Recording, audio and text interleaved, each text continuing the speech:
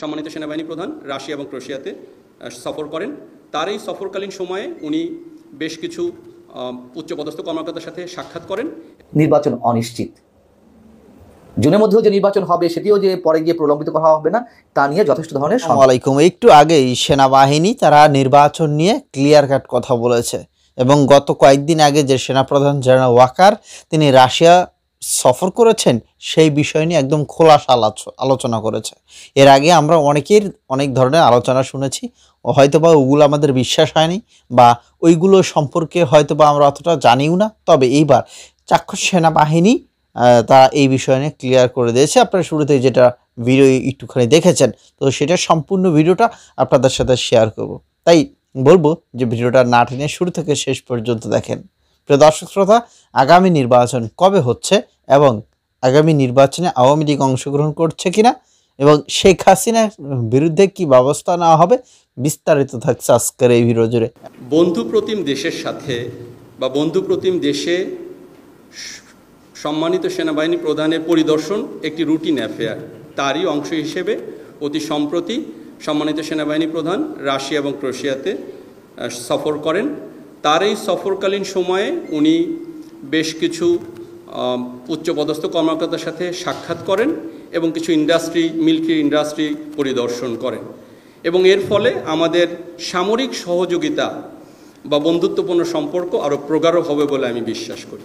দেখুন, নির্বাচনের ক্ষেত্রে সরকার এবং নির্বাচন কমিশনের সিদ্ধান্তই চূড়ান্ত বলে গণ্য হবে এবং সরকার যেভাবে আমাদেরকে বলবে নির্বাচন সংক্রান্ত আমরা সেই দায়িত্ব সঠিক সময়ে সঠিকভাবে পালন করব বলে আমি বিশ্বাস করি। যে জেলেদের যে অসুবিধা হচ্ছে নাফ নদীতে, এ বিষয়ে প্রাথমিক পর্যায়ে আমাদের কোস্ট গার্ড এবং বর্ডার গার্ড বাংলাদেশ তারা দায়িত্বপ্রাপ্ত এবং তারা কাজ তাদের চলমান আছে এবং অনেক জেলেরা গতকালকেও কিছু জেলে মুক্তি পেয়েছে এবং অনেক জেলে এ পর্যন্ত তারা চলে আসছে। বাকিদের বিষয়ে এখনও আলোচনা চলমান আছে, তবে প্রাথমিক পর্যায়ে বিজিবি ও কোস্টগার্ড তারা এই বিষয়টি দেখভাল করছে। পরবর্তীতে আরও পরে যখন এটা যদি আমাদের ভেতরের বিষয়টি যখন চলে আসবে তখন সেনাবাহিনী অথবা আমাদের বাংলাদেশ নেভি এই বিষয়ে তাদের দায়িত্ব পালন করবে এবং এই বিষয়টি শীঘ্রই সমাধান হবে বলে আমরা আশা করছি। নির্মাণ কাজেও আমি বেছে নেই CSRM TMT 500W, committed for better still। আপনারা হয়তো দেখে থাকবেন কিছুদিন আগেও মার্চ ফর গাজা যে বিক্ষোভ মিছিল হয়েছিল, সেখানে সেনাবাহিনী কালো পতাকাধারীদেরকে রহিত করেছে বা অবরোধ করেছে। আসলে কালো পতাকাধারী হলেই যে সে জঙ্গি, এটা কিন্তু কোনো প্রমাণ আমরা এখনও পাইনি। শুধু কালো পতাকাধারী হলেই যে সে জঙ্গি সংগঠন, এটা আসলে মনে করার কোনো কারণ নেই। তবে এ বিষয়ে সেনাবাহিনী সোচ্চার আছে এবং আমি মনে করি গোয়েন্দা বাহিনী তারাও এ বিষয়ে তাদের কার্যকর জারি রেখেছে। ধন্যবাদ। ম্যাজিস্ট্রেসি পাওয়ার প্রয়োগের ক্ষেত্রে আমরা কোনো প্রকার বাধা আমরা পাচ্ছি না কারো কাছ থেকে। তবে একটা জিনিস আপনাদের মনে রাখতে হবে, আমরা যে কোনো অপরাধীকে গ্রেফতার করার পরে আমরা অন্য আইনশৃঙ্খলা বাহিনীর কাছে হস্তান্তর করে দেওয়ার পরে পরবর্তী যে আইনি বিচার কার্য, সেখানে কিন্তু আমাদের সেনাবাহিনীর দায়িত্বের বহির্ভূত, সেখানে আমাদের আসলে কিছু করার থাকে না। তো আমরা আমাদের কাজ করে যাচ্ছি। ম্যাজিস্ট্রেসি পাওয়ার আমরা যতটুকু যেখানে যেভাবে ব্যবহার করারটাকে আমরা সেভাবেই করছি। আপনারা জানেন, এটা মিডিয়াতেও এসছে যে 5 জনকে ধরা হয়েছে এবং তাদের অবস্থানও কিছুটা শনাক্ত করা গেছে এবং এই বিষয়ে বিশেষ অভিযান পরিচালনা করা হচ্ছে। আর এই মুহূর্তে পার্বত্য চট্টগ্রামে আমাদের যে নিরাপত্তা অবস্থা ভালো, এটা এই 5 জনকে ধরার জন্য আমাদের নিরাপত্তা ব্যবস্থার কোনো তেমন ডেন্ট হয়নি। আমাদের নিরাপত্তা ব্যবস্থা বরং আরও জোরালো করা হয়েছে। তো এই 5 জনকে ধরার জন্য বিশেষ অভিযান পরিচালনা করা হচ্ছে। দেখুন, সেনাবাহিনী সরকারের নির্দেশে এই মুহূর্তে আইন শৃঙ্খলা রক্ষা করার কাজে নিয়োজিত আছে। সরকারের নির্দেশিত যে কোনো দায়িত্বই আমরা পালন করে আসছি এবং পালন করে যাব এবং সেনাবাহিনী একতাবদ্ধ হয়ে সততা, ন্যায় নীতির সাথে এবং আপনার প্রত্যয়ের সাথে, সহনশীলতার সাথে আমরা দেশ ও জাতির পাশে কাজ করে যাচ্ছি এবং ভবিষ্যতেও কাজ করে যাব। দুটি নিয়ে দলের সিনিয়র নেতারা গিয়েছিলেন প্রধান উপদেষ্টার সঙ্গে দেখা করতে। বৈঠকের মাধ্যমে তারা যে দাবি জানালেন রোডম্যাপের, প্রধান উপদেষ্টা তাতে কর্ণপাত করেননি। তিনি সাম্প্রতিক সময়ে যে কথাগুলো বলছেন যে ডিসেম্বর থেকে আগামী বছরের জুনের মধ্যে নির্বাচন হতে পারে বা হবে, সেটি তিনি পুনর্ব্যক্ত করেছেন। অর্থাৎ বিএনপিকে খালি হাতে ফিরতে হয়েছে এবং এটুকু এই মুহূর্তে বলা যায় সরকারের নানান ধরনের সিমটমে কাজের, নির্বাচন অনিশ্চিত। জুনের মধ্যেও যে নির্বাচন হবে সেটিও যে পরে গিয়ে প্রলম্বিত করা হবে না তা নিয়ে যথেষ্ট ধরনের সন্দেহ রয়েছে। তাহলে নির্বাচন যদি অনিশ্চিত হয়ে থাকে সেক্ষেত্রে বিএনপি এবং আমাদের সেনাপ্রধান জেনারেল ওয়াকারুজ্জামান সম্পর্কে আমি দুটি প্রশ্ন তুলতে চাই। আমি সে বিষয়ে আসব। প্রথমেই একটা মজার তথ্য দিয়ে এই আলোচনাটা শুরু করি। সেটি হচ্ছে বিএনপি যেখানে প্রধান উপদেষ্টার মুখ থেকে রোডম্যাপের কোনো ধরনের ঘোষণা আদায় করতে পারল না, আমাদের প্রধান নির্বাচন কমিশনার সেখানে মন্তব্য করে বসলেন বুধবার সকালে একটি অনুষ্ঠানে যে আগামী জুন জুলাই মাসের মধ্যে নির্বাচন সংক্রান্ত রোডম্যাপ প্রকাশ করা হবে। কি হাস্যকর না? নির্বাচন কমিশন বলছে যে জুন জুলাইয়ের মধ্যে নির্বাচনের রোডম্যাপ ঘোষণা করা হবে, আর প্রধান উপদেষ্টা বলে দিয়েছেন রোডম্যাপ এখন না, এই মুহূর্তে এই প্রসঙ্গে কোনো কথা নয়, ডিসেম্বর থেকে জুনের মধ্যে নির্বাচন। এবং যেখানে সংসদীয় আসন বিন্যাসের বিষয়টি এখনো মীমাংসা হয়নি, নির্বাচন কমিশন আসন পুনর্বিন্যাসের প্রস্তাব করে আইন মন্ত্রণালয়ে একটি চিঠি পাঠিয়েছে। যতদূর শেষ সংবাদ আমাদের কাছে রয়েছে ওই চিঠি ওভাবেই পড়ে আছে। বোঝা তো যাচ্ছে তাহলে নির্বাচন সম্পর্কে সরকার, অন্তর্বর্তী সরকার কতটা সিরিয়াস। এবং নাহিদ ইসলাম বলেছেন আরো মজার কথা, যুক্তরাষ্ট্র থেকে যে দুই হাই প্রোফাইল ডোনাল্ড ট্রাম্পের প্রতিনিধি এসেছেন, তারা বিভিন্ন রাজনৈতিক দল, সুশীল সমাজের সাথে কথা বলছেন, যদিও তাদের অন্য উদ্দেশ্য রয়েছে, এর আগে আমি আপনাদেরকে জানিয়েছি।